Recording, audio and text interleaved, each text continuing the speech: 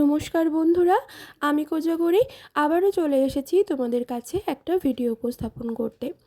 বন্ধুরা, চলছে শ্রাবণ মাস। এই শ্রাবণ মাস হলো দেবাদিদেব মহাদেবের মাস। অনেক দূর দূরান্ত থেকে ভক্তকুলেরা ছুটে আসে এই শ্রাবণ মাসে মহাদেবের মাথায় জল ঢালতে, তাদের মনস্কামনা পূরণের জন্য। তার ফলস্বরূপ কিন্তু মনস্কামনা পূরণও হয়। যদি তুমি ভক্তি এবং নিষ্ঠা ভরে মহাদেবের পুজো করো, অবশ্যই তোমার মনস্কামনা পূর্ণ হবে। আজ তোমাদের মহাদেবের সংক্রান্ত কোনো ভিডিও উপস্থাপন করছি না তোমাদের কাছে। আজ যেটা তোমাদের কাছে উপস্থাপন করছি বা পেশ করছি সেটা হলো শ্রাবণ মাসের বৃহস্পতিবার হলো আগামীকাল। আগামীকাল শ্রাবণ মাসের বৃহস্পতিবারে করো লক্ষ্মী পুজোর এই 5টি নিয়ম, যা তোমাদের জীবনে টোটকা আকারে কাজে দেবে। কি সেই স্পেশাল 5টি নিয়ম যেটা আগামীকাল লক্ষ্মী পুজো করার সময় অবশ্যই করবে? শ্রাবণ মাস কতটা উপযোগী মাস, উপকারী মাস, তা আমরা সকলেই এতদিনে জেনে গেছি।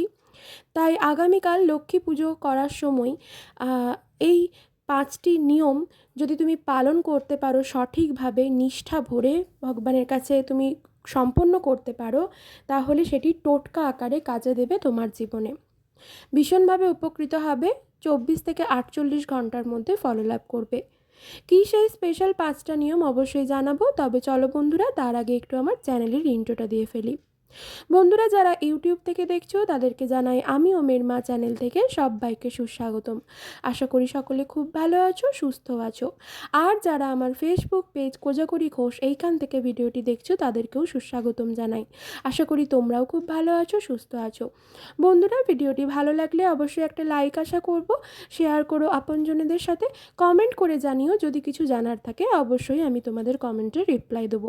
শেয়ার করতে বললাম কারণ যদি এই জিনিসটা তুমি শেয়ার করতে পারো, অপর মানুষরা জেনে থাকে, তাহলে তারা উপকৃত হবে এবং তাদের উপকার স্বরূপ ভগবানের কাছে তোমরা অনেকটাই আশীর্বাদ পাবে। তো চলো বন্ধুরা, আর বেশি কথা না বলে আসল তথ্যে চলে যাই। আজ তোমাদের কাছে যে সংক্রান্ত ভিডিওটি উপস্থাপন করছি তা আগেই বললাম।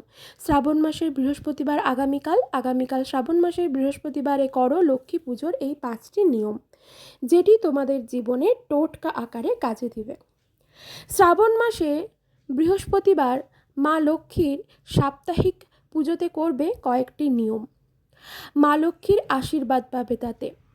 যে কয়টি নিয়ম আমি বলবো তা খুবই প্রচলিত, কোনো বেশি উপাদান লাগবে না। হিন্দু ধর্মে শ্রাবণ মাস মহাদেবের অত্যন্ত প্রিয় মাস। তবে এই মাস মা লক্ষ্মীর আশীর্বাদ পাবার জন্য খুবই শুভ মাস। এটা কিন্তু তত্ত্বকথাতেই বলা আছে।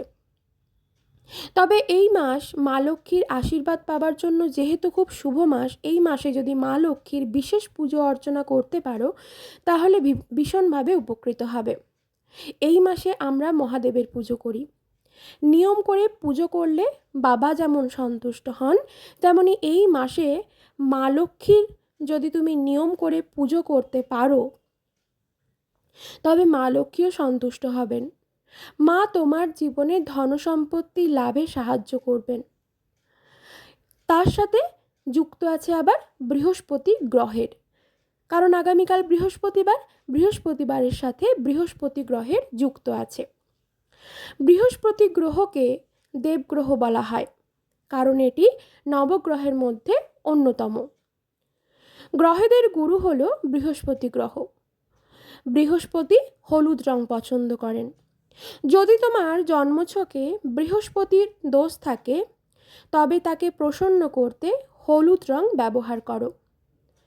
বৃহস্পতিবার অবশ্যই মা লক্ষ্মীর পাঁচালি পড়বে এবং বাড়ির সকলকে পড়ে শোনাবে।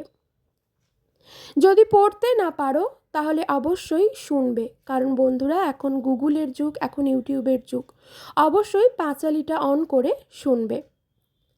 বৃহস্পতিবার অবশ্যই মা লক্ষ্মীকে পাতা, মানে কলা পাতার ওপর ভোগ দেবে।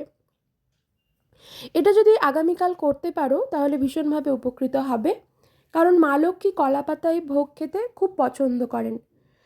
যারা শহরাঞ্চলে আছো তারা হয়তো ভাবছো কলা পাতা তৎক্ষণাৎ কোথায় পাবে। তাই আজ যদি কোনো ফুলের দোকানে অর্ডার দিয়ে দিতে পারো তবে অবশ্যই তুমি পেয়ে যাবে। ফুলের দোকানে আগে থেকে অর্ডার দিলে কলাপাতা পাওয়া যায়। আবার যারা দীর্ঘদিন অর্থাভাবে ভুগছো, সংসারে কোনোভাবে অর্থ আসছে না, চাকরি বা ব্যবসা ক্ষেত্রে তুমুলভাবে অবনতিতে ভুগছো, অবনতি দেখা দিচ্ছে, বা খুব বড় রোগে ভুগছো, তবে এই শ্রাবণ মাস চলাকালীন আগামীকাল বৃহস্পতিবার অবশ্যই মায়ের পুজো করো এবং 5টি নিয়ম ফলো করো। যদি বাস্তুদোষ থাকে তাহলে অবশ্যই লক্ষ্মী পুজো করতে বলবো। মা সাদা রঙের পদ্ম খুব পছন্দ করেন, তাই মাকে চেষ্টা করবে সাদা রঙের যদি পদ্ম দিতে পারো তাহলে ভালো হয়। যদি সাদা পদ্ম না পাও, যেটা গোলাপি পদ্ম, সেটা মায়ের ঘটে স্থাপন করো। 1 নম্বর সেটা হলো মাকে দুধের ভোগ দেবে। যেমন আমরা প্রায়শই দেখতে পাই বা দেখা যায় মা লক্ষ্মীর পুজোতে সাদা চিড়ে বা পায়েস দেওয়া হয়। যদি তোমার ক্ষেত্রে অসম্ভব থাকে দুধের তৈরি কোনো জিনিস মানে মাকে ভোগ হিসেবে নিবেদন করতে, যদি না পারো, তাহলে সেক্ষেত্রে বলবো মাকে সাদা মিষ্টিও দিতে পারো। শুধু চাই নিষ্ঠা এবং ভক্তি ভরে মায়ের পুজো। নিষ্ঠাভাবে মাকে পুজো করো। শাস্ত্র বিশারদরা বলেন বৃহস্পতিবার মা লক্ষ্মীর পুজো করলে তোমার ব্যবসা, চাকরি ক্ষেত্রে ভীষণভাবে আয় উন্নতি হয়। এটা কিন্তু 2 নম্বর কথা। 3 নম্বর হলো বৃহস্পতিবার বৃহস্পতি গ্রহকে খুশি করার জন্য, অর্থাৎ বৃহস্পতি গ্রহকে ভালো রাখার জন্য তোমার জন্মছকে হলুদ পোখরাজ ধারণ করো। কিভাবে ধারণ করবে? হলুদ পোখরাজটি তোমাকে যে কোনো স্টোনের দোকান থেকে ভালো দেখে কিনতে হবে, এটা আমি কিছু বলতে পারবো না। সেই পোখরাজ নিয়ে এসে কাঁচা দুধ, অল্প একটু হলুদ দিয়ে আর গঙ্গা জল দিয়ে ভিজিয়ে রাখবে। 1 ঘন্টা ভিজিয়ে রাখবে, মা লক্ষ্মীর চরণের কাছে রাখবে এবং পুজো কমপ্লিট করে সেই হলুদ পোখরাজটি ভালো করে জল দিয়ে ধুয়ে নেবে, গঙ্গা জল দিয়ে। তারপর হলুদ কালারের যে সুতো বা হলুদ যে উলের যে উল যেটা হয় সেটা দিয়ে ধারণ করো। কারণ বন্ধুরা, ভারতবর্ষের অনেক স্থানেই এই স্বাস্থ্য উন্নতির জন্য এবং বৃহস্পতি গ্রহকে স্ট্রং করার জন্য হলুদ সুতো দিয়ে হলুদ পোখরাজ পরার নিয়ম কিন্তু আছে।